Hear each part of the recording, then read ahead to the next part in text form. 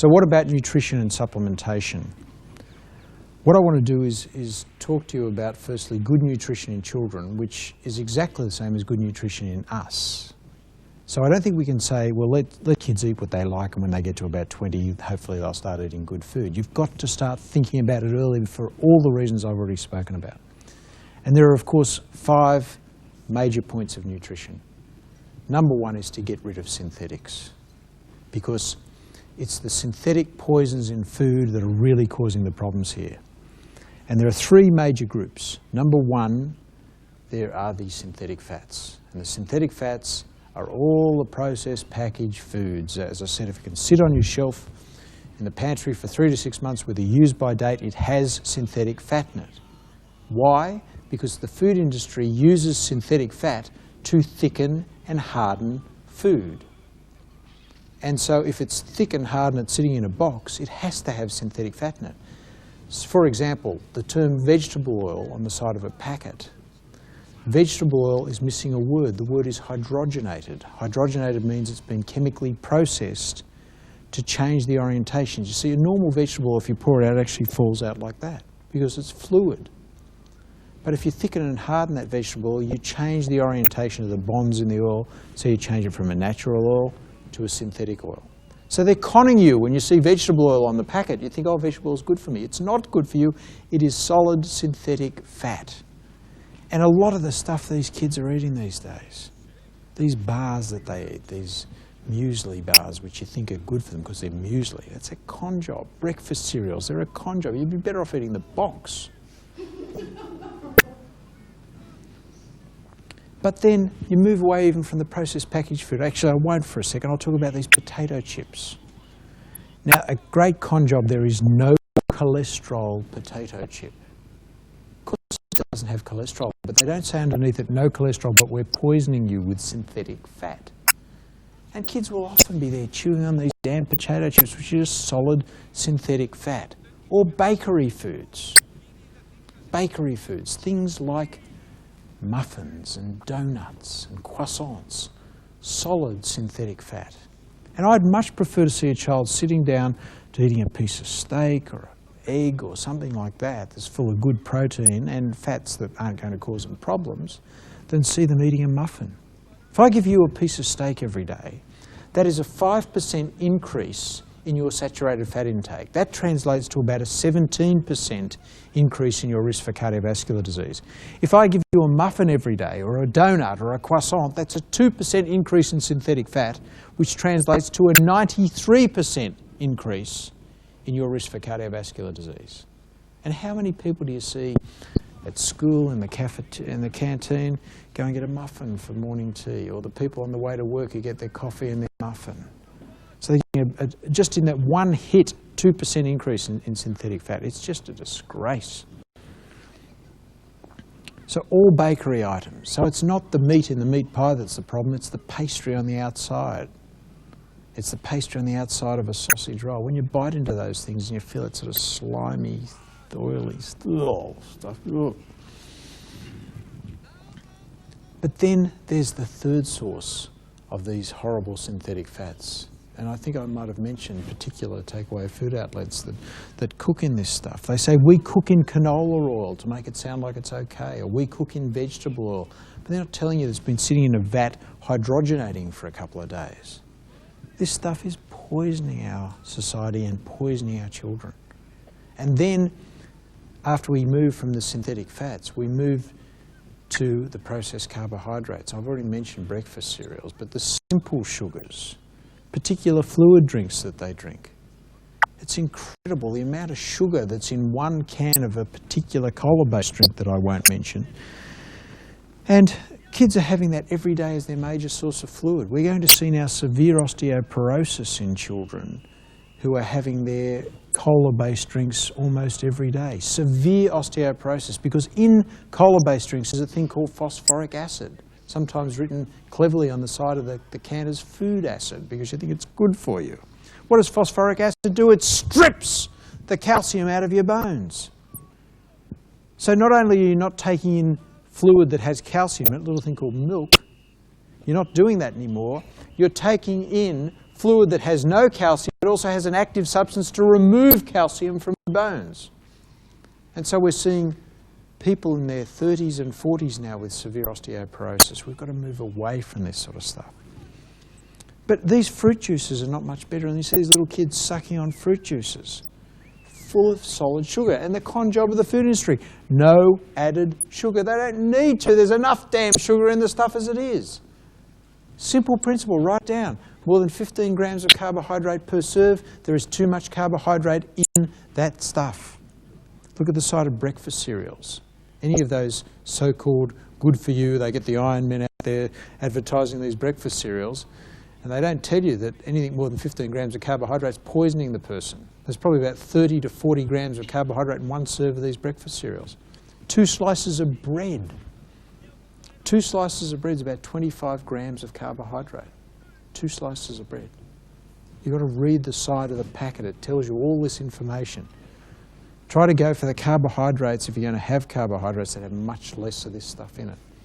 And try and get away from the simple sugars and all these processed carbohydrates, the white bread, the white rice, the pasta, the breakfast cereals, the baked potato. Baked potato is like having an ice cream in terms of what it's doing to your sugar levels. And we're saying to children these days, we're giving them this attitude that it's okay to eat the garbage, but just don't eat fat. We're not telling them about synthetic fat. I've got to say, a lot of my friends' children now are hating me for these messages, I can tell you. So get away from those big two, the synthetic fats, the processed carbohydrates, but also the third component of this is additives. Look at the side of the packet. If it's got all of these additives on it, you know there's far too much in the stuff. So you've got to try and move away from that as well. So that's number one, get rid of all the synthetics. Number two is increase their good fat intake. Encourage the kids to eat fish. Encourage them to have some natural nuts every day. Encourage them to have avocado, stuff that's good for them, good fats that are good for these children. All right? So encourage them to do that. Cook in extra virgin olive oil. It's good for them to have some fat, some good fat in their diet. So get the good fats in. And also with that, go with the proteins, because a lot of the foods that are high in protein are also high in good fat. Like fish. Fish is high in incredibly good protein. Very fatty food, but it's high in protein as well. Mushrooms are a wonderful source of protein. Nuts are the best source of protein we've got, except for maybe fish. Heard me say this 1,000 times. 10 to 15 nuts a day, 50% reduction in heart disease. Get the kids to start early, but not the packet, the stuff in the packet that's got vegetable oil written on the side. Natural nuts. Eggs. Now we hear so much garbage and misinformation about eggs. It's good for kids to have eggs. It's got omega-3s, it's got good protein in it. And you say, hang on a minute, what about all this cholesterol? It doesn't cause a problem. Cholesterol in eggs doesn't end up as fat in your bloodstream. That is stupidity. It's bad science. It's good for kids to have eggs. It's interesting. My 13-year-old doesn't like eggs, doesn't like protein. She's a carbohydrate junkie and she's a bit bulky. My 11-year-old doesn't really like the carbohydrates, loves all the protein-based stuff. She'll have a couple of eggs 3 or 4 or 5 times a week and she's as thin as a rake. It's just amazing what this stuff does if you really look at it properly. So get them into the proteins. And your antioxidants we've already spoken about, so I won't go over the antioxidants again. Then also the neutral foods. So it's number 5 are the neutral foods, which are things like the meat and dairy products. And in fact, there's studies showing now, dairy products are full of fat, shouldn't have dairy products. It's rubbish. A recent study showed that children who had regular dairy products had less diabetes as they got older. So don't believe that stuff. And if they're going to have carbohydrates at all, encourage them to have the whole grain bread and not too much of the stuff. Brown rice, basmati rice, not white processed rice. Okay? So that's food as therapy. But unfortunately, kids will still go to parties. And you can't stop them from eating the occasional bit of rubbish. But if you're going to let them go to the tuck shop at school, only once a week at the very most. But there are kids out going to the tuck shop every single day. I think it's their right to go to the tuck shop. See it as a minor treat. And don't even make a big deal of the treat stuff, because that's what I want to talk about now, which is the second part, which is the psychology of eating. Unfortunately, everybody in this room, like myself, eating's a big part of our life. We're not just eating to exist. We're not hunter-gatherers anymore. The only hunter-gathering we do is driving down to the supermarket and throwing the stuff in the back of the car. That's our hunter-gathering. And we all like eating, and our celebrations are all based around eating. But we make too much of it. And so we've got to look at that as well. We've got to look at, say, things like food cravings. Now, one of the reasons for food cravings is because if you introduce synthetic fat into your diet, it destroys your membrane. You're not getting proper nutrition into your cell because of the synthetic fat, so you crave energy. And what's your acute source of energy?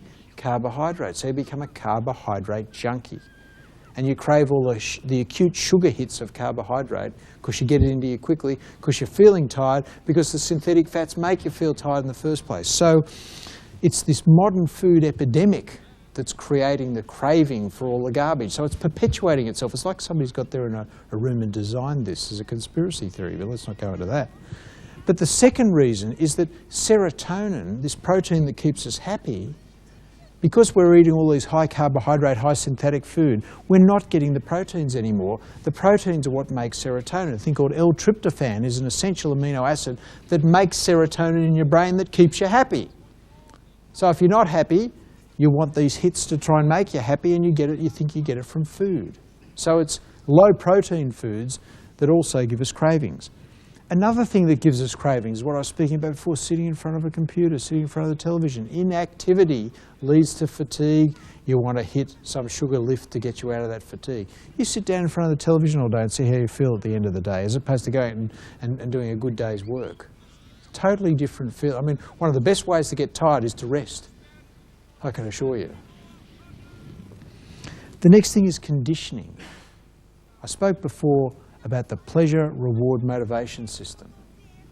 The pleasure-reward motivation system is something that our bodies evolved, so we seek food, so we seek shelter, so we seek social activity, so we seek the activity that leads to procreation, so they keep the species going. That's the pleasure-reward motivation system. But now we've used food as part of that to make it too pleasurable. Now, when we reward our children from an early age, we don't reward them with celery. We reward them with sweet stuff. We're going to give you a lolly if you're a good child. So we're putting that in their head, that this stuff is there as a gift or as a treat for them because they're good. And that's not a good message to give kids. And so it's all that psychology of it, the psychology of comfort, the whole thing that to eat this, you'll be fine. Get an ice cream because she or he's upset. I don't think it's a good message. I think it's a bad message to give kids. And then finally, we crave food because we're hungry. And one of the reasons you're hungry is because the more garbage you eat, the more you destroy those cell membranes, and you're not getting the nutrition into the cell, so you get hungry. So that's the reason for all these cravings. The next problem in the psychology of eating is bad habits. So getting into the habit of having that muffin every day, allowing the child to go to the tuck shop every day. It's a bad habit that has to be broken. Another thing, which is a problem for all of us concerned parents, is the fact that our children hang around other children whose parents may not be as concerned as we are. And so therefore, the kid goes off to school, you've been trying to encourage them to lead the right sort of lifestyle, eat the right sort of foods, and everyone else isn't doing it. And finally, we live in a stressful society. And kids often get bored, lonely, depressed, and they see eating and bad nutrition and bad living habits as a way of coping with that. I mean, this is a stressful society. It's completely different than when we were growing up. Much more stressful. Much more is expected of people. As adults, we're getting more stressed, and kids are feeling that stress as well. So finally, to talk about supplements. Well, I just want to give you a bit of evidence about supplements, and there's 3 areas I want to cover. Firstly, I want to cover omega-3s. Now, there's been some recent studies to show that if you take omega-3s at the time of conception, so creating that perfect environment for your child, you take omega-3s at the time of conception and you follow those parents for a few years afterwards and the children, the IQ levels of the children are higher. Why? Because omega-3s they're antidotes to those horrible trans fatty acids, the synthetic fats, but they're also nourishers, especially of the brain. They're incredibly good for the brain, the omega-3s. Why? Because the brain is the blood-brain barrier is a fat-soluble barrier, and the omega-3s, as a good source of fat, get into that barrier and give it a very, very good covering, that very good membrane that allows nutrients to move freely in and out as opposed to the clogging it with the synthetic fat. So the omega-3s are incredibly good for the brain. So I would encourage you to at least get the kids to have as much omega-3s as possible in the form of either supplementation or flaxseed oil or fish. I mean, fish is the best thing you can give them. So get them into the fish, a bit of flaxseed oil on the cereal or something if you're going to give them the good cereal that's in the cell factor, not the crappy one that you buy in the shops. So make their own cereal for them. It's fantastic. So omega-3s are terrific for a whole lot of things. They're anti-inflammatory, they help their joints, they play a lot of sport, so it's good for the joints, good for their head, good for their heart. So I really would encourage you to think seriously about increasing the omega-3 levels of your children from an early age. And if you're considering getting pregnant, and so this is only really sort of directed to the women in the audience, make sure that there's omega-3s there running around in your bloodstream for your growing child's sake. Then what about folic acid? Folic acid is a vitally important supplement. I've mentioned folic acid before, but in terms of for children, if you as a woman take folic acid before pregnancy and then become pregnant whilst you have a good level of folic acid in your bloodstream, your rates of what we call neural tube defects, which are things like spina bifida, are incredibly low. Incredibly low. And there's also some work to show congenital heart defects are less. A whole lot of things you're doing for your kids. There's a combination of omega-3s and the folic acid supplements. Folic acid supplements are not just good for neural tubes and nerves, they're good for your blood. Folic acid is good for the heart because it drops your homocysteine levels, and folic acid repairs your DNA. So I believe everybody should be taking greater doses of folic acid, not only in foods that are high in folic acid like leafy green vegetables, but also as adults especially, taking at least 400 micrograms a day of folic acid, at least. So I'd strongly advise you to do that. And then finally, what about just a good all-purpose multivitamin? If you want to supplement for your children, and I think these days with the quality of the food they're eating, I mean, if you can give them all natural foods, you probably could get away without it. But again, it's very difficult in this society to give children good quality natural food all day, every day. It just I mean, you can do it, but it's a lot of hard work. And so something like a good all-purpose multivitamin that they will take, like I can't give them the swallow pills, but something like a chewable vitamin I think is very good for a child. So I don't think that hurts. Now, I would like to just finish up with really a summary of the whole thing, what I call my SENSE program, S-E-N-S-E. S, get rid of synthetics and stress. So try and minimise the synthetics and stress that your children are under. And I think it's hard work, but I think we should work on it. E is exercise. Get them out and exercise. I mean, my family are a bunch of exercise junkies, and on a Saturday we start with my daughter's netball, my other daughter's basketball, then my other daughter plays netball, my son plays AFL, my wife plays netball, and I go and play soccer. So we're a really big bunch of sickos as far as the sport department goes. But I think exercise is vital for all of us, right? So exercise and movement. Get those kids moving as much as they possibly can. So exercise and movement are vital. N, nutrition. So really focus on your nutrition and your child's nutrition. Absolutely vital. S, supplementation. We've already discussed that. And to finish off, E. And E is example. Albert Schweitzer once said, example is not the main thing in influencing others, it is the only thing. And if you are really serious about influencing your child's life, about creating that perfect environment for your child, look at the example that you set them. Because you can't expect them to do something that you are not prepared to do yourself. Thank you very much for your wonderful attention. Thank you.